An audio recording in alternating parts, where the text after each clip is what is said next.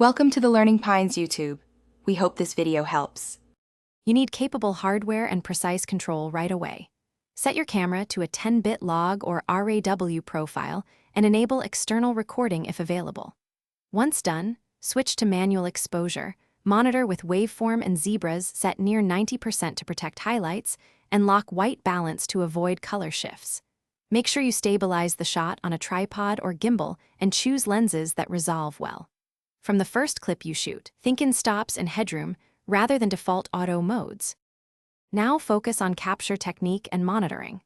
Expose to preserve highlights while keeping skin tones readable. Protect highlights first, then midtones. Connect an HDR-capable monitor or load a monitoring LUT so you see PQ/HLG behavior in real time. Make sure you're recording color space metadata. Keep shutter and ISO consistent across takes and pick a frame rate that matches your delivery goals. Once you have stable, metadata-tagged clips, you'll avoid surprises in grading and retain max finish by converting and grading for the target HDR format.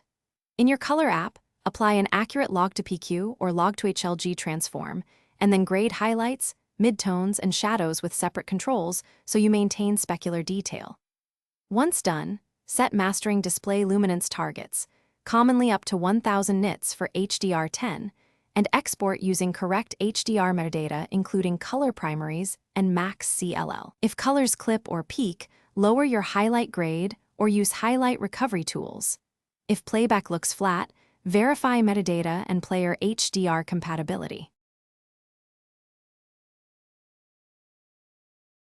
Thanks for watching. Consider subscribing if we helped you.